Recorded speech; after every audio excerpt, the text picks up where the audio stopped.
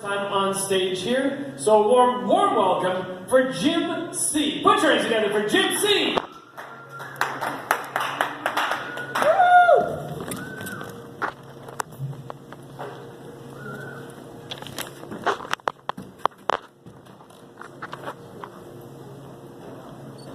Yeah, he's right. It's better when you take your glasses off because this is an empty room now.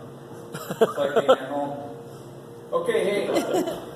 So, the only reason I came here tonight, I'm the manager of Priests and the Righteous Ones.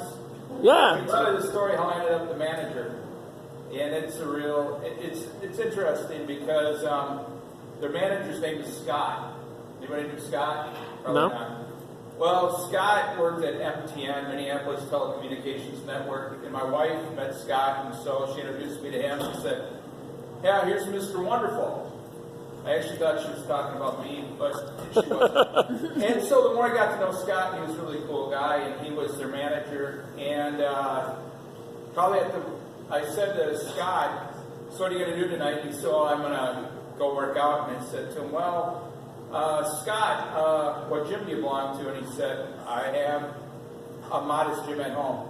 Well, the last time they heard from him was on Wednesday, then they found him Saturday, he died. Oh. So how I get to be the manager is I was just the next guy that I like Scott.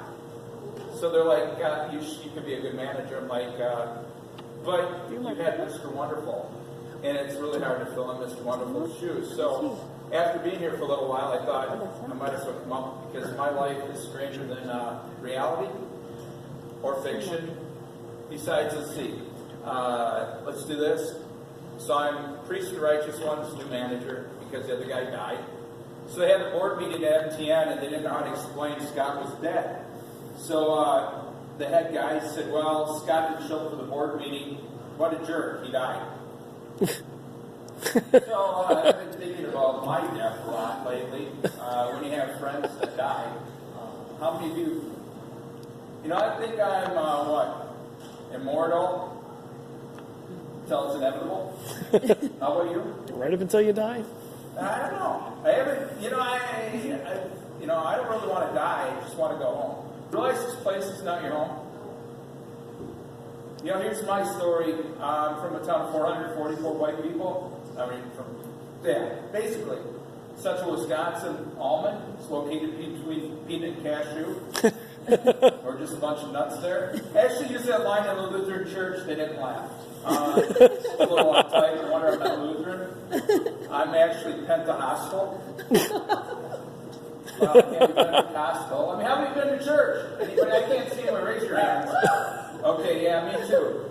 Yeah, believe it or not, usually I get to sit down because you don't want to be accused of doing stand-up at the pulpit. I'm a pastor. Actually, if you spell pastor, P-E-S. P-E-R, Pester.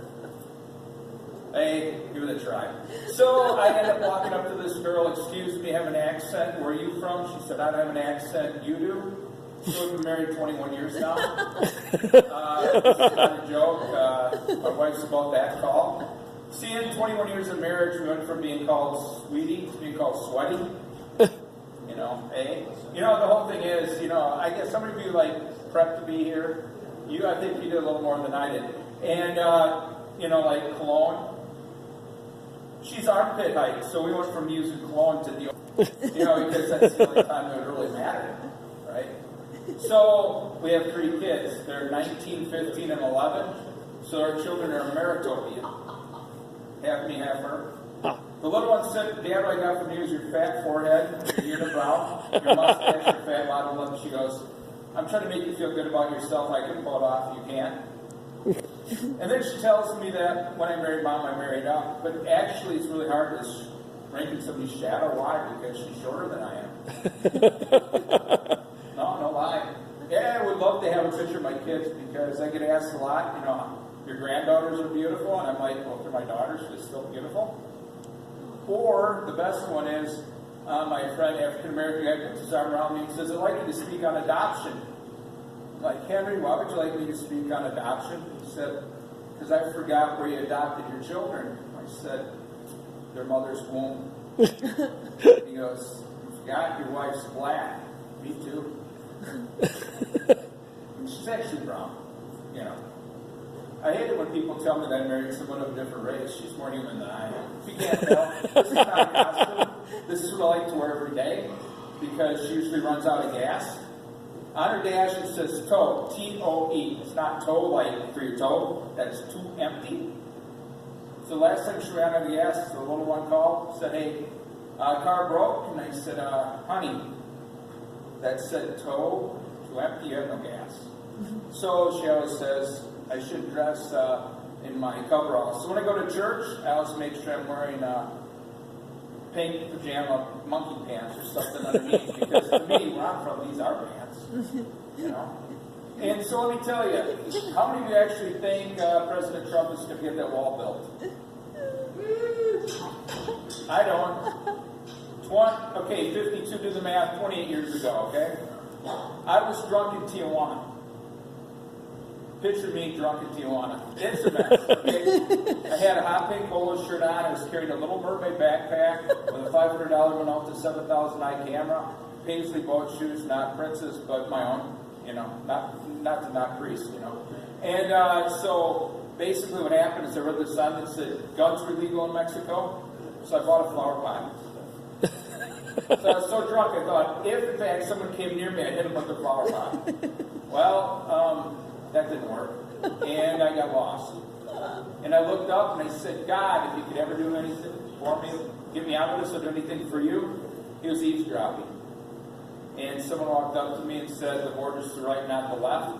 Well, you can ask my children. Sober, I don't know my right from my left. That's probably at the stage. Yeah, left, right. Yeah. Left, yours, right?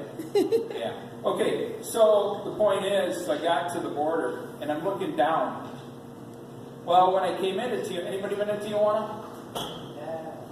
Cool. You go up, over 20 lanes of traffic, and down into Mexico. So you would think you would go up, over 20 lanes of traffic, go down to the United States, right? Obvious? Yeah. If you go to the right. So I remember standing at the gate, pushing at it, and crying. And then I go look, and I'm like, hey, I'm going to jump. And then run through traffic, which is really stupid, me running and me jumping. I'm not an Olympian, so can you tell? And I might have made it. But then I thought, if the only thing I could probably accomplish is death. So you put on my gravestone, the only thing Jim ever accomplished in this life was death. Or the other alternative, vegetable. I don't eat vegetables. I don't want to become one. And so actually what happened, I go to the right, where's the right now? Yeah, the left. And there's a hole in the fence. If you're watching TV news or the internet where they're shooting tear gas in, that's where I came back into America, in the hole in the fence. Mexican immigration's yelling, free sprinkle. I'm like, that's Spanish. And they never saw anybody our color come through the hole in the fence. I was a novelty. Kind of like Rodney Dangerfield, the border crossers, didn't actually care that I was there. And so I hid behind the car, they go, we see you!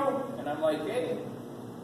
So in the morning, somehow I end up in my hotel room, hung over, and there was a knock on the door, 2 guys in uniform were there, and I walked out with my hands up, and they said, put your hands down, your mommy called. She didn't want you to miss your flight.